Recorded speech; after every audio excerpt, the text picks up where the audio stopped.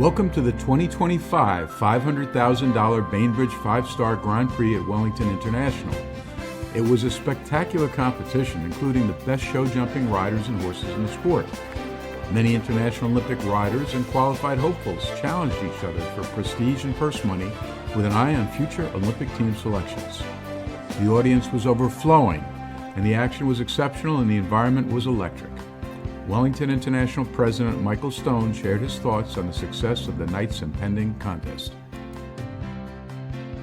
I'm here with Michael Stone. He's president of Wellington International, and we're here for the Bainbridge Grand Prix. It's a 5-star jump-off of the best riders in the world. Michael, what's your expectations for tonight? Well, I think we're going to have an amazing night. It's $500,000 in prize money.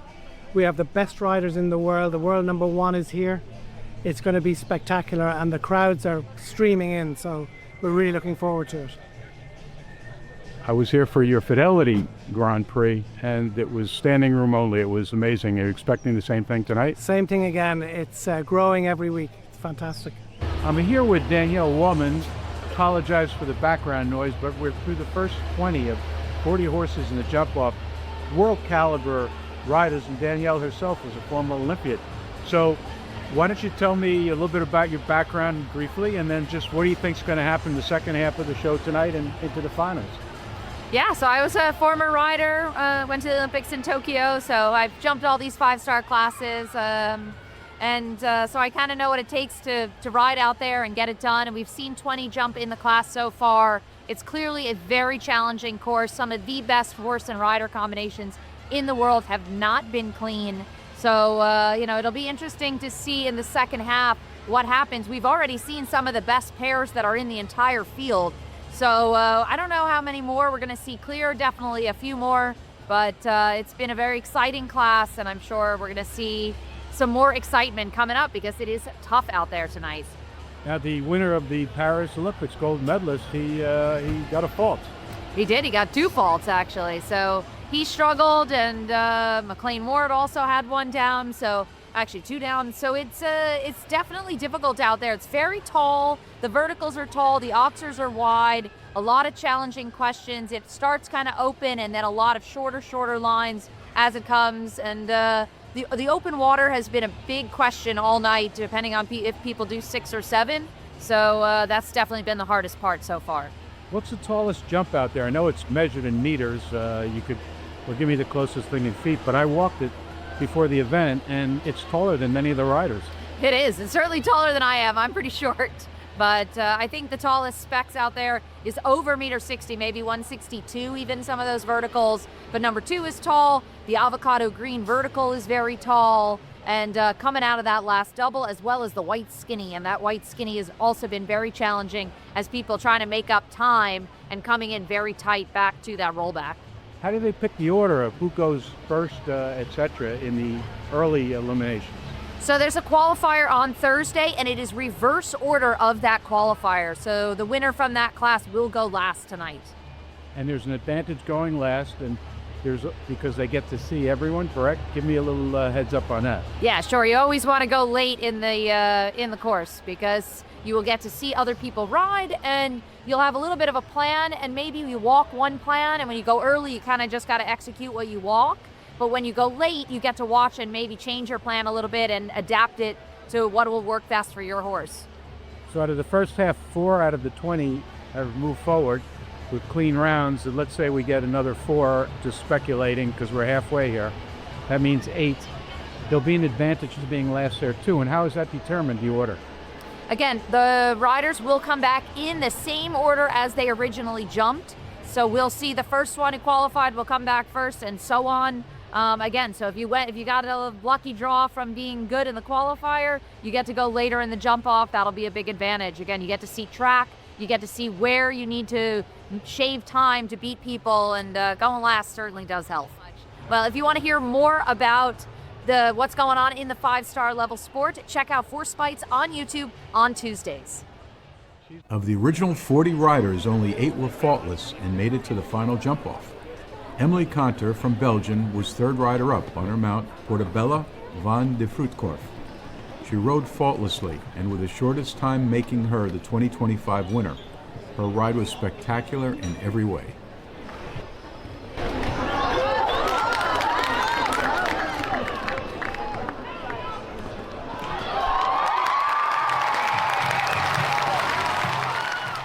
The order of finish for the top 5 riders was first Emily Conter, second Harry Charles, third Henrique von Eckermann, fourth Tom Wachman, and fifth Dara Kenny.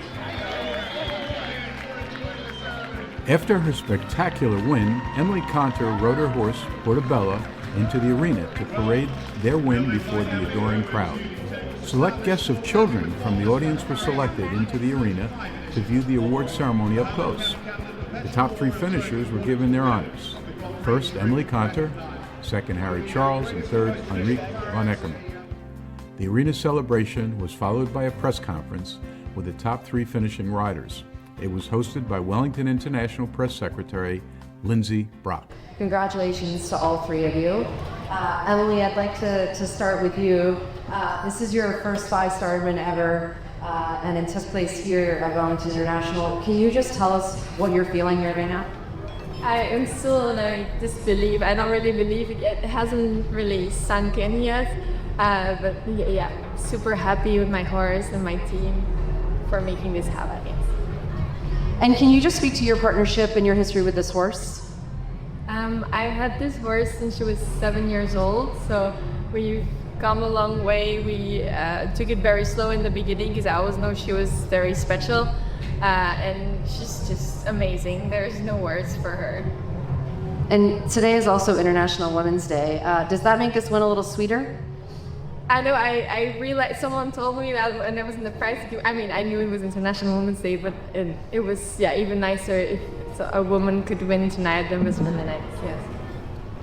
And you had mentioned that you knew this horse was special early in her career. Can you just speak to maybe specifically what you felt when you first started riding her and how she progressed? When I first started riding her, she was a bit colder, but I always felt she had massive scope, like a lot of scope. And she was a bit, when she was younger, she would knock 1 or 2 down, like she was not so impressed with the small jumps, but now the bigger she jumps, the better she jumps. Harry, we'll move on to you.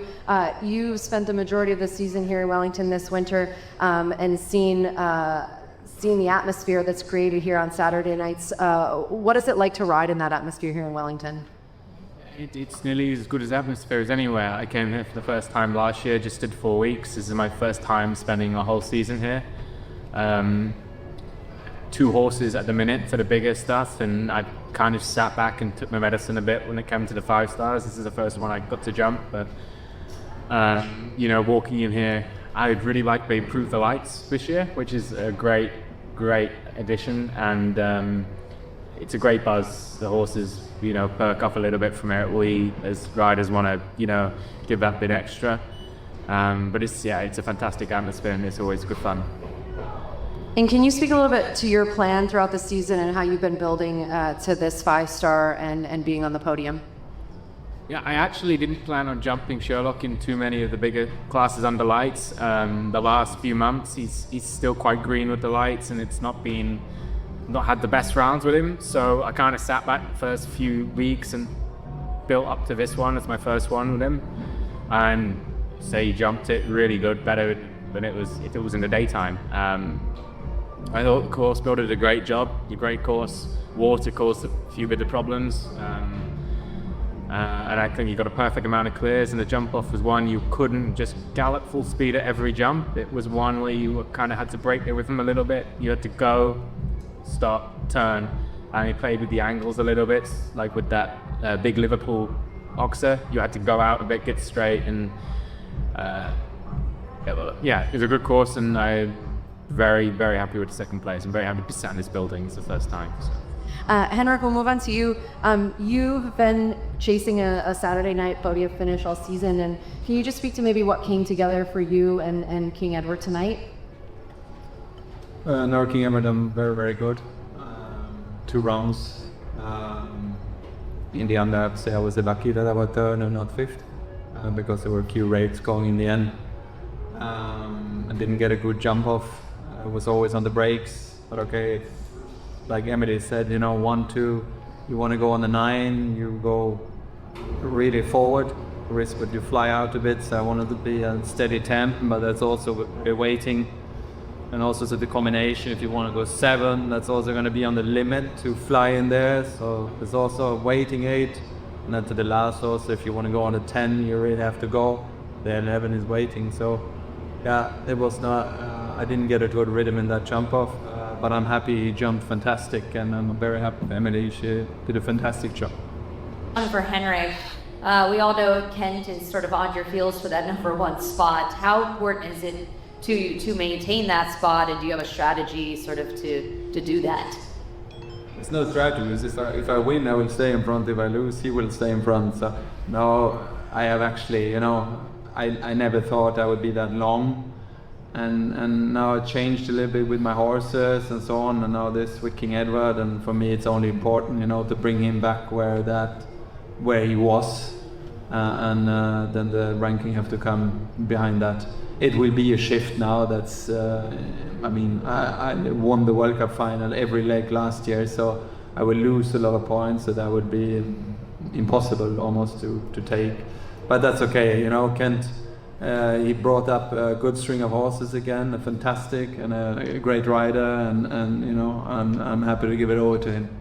And finally, Henrik had mentioned that Rolex Finale Week is a goal for him and King Edward. Emily and Harry, can you just speak to whether you're planning on the Rolex US Equestrian Open Grand Prix and which horse you're thinking about using in that? Yes, I'm thinking of jumping it. I'm just not sure yet which horse I will be jumping, either Portobello or Trixie. Yeah, I plan hopefully to do it with Sherlock. That was his good test, I thought, good run out with the open water and everything. So fingers crossed everything stays good. Just now keep him in good shape, and we'll give it a good go, I hope. So Emily, amazing night. You did fantastic. How's it feel? Really good. It hasn't sunken in yet totally. I still don't know what happened, but I think slowly it'll come to realization what just happened. But I'm really happy. Your star is rising. It's great. Thank you.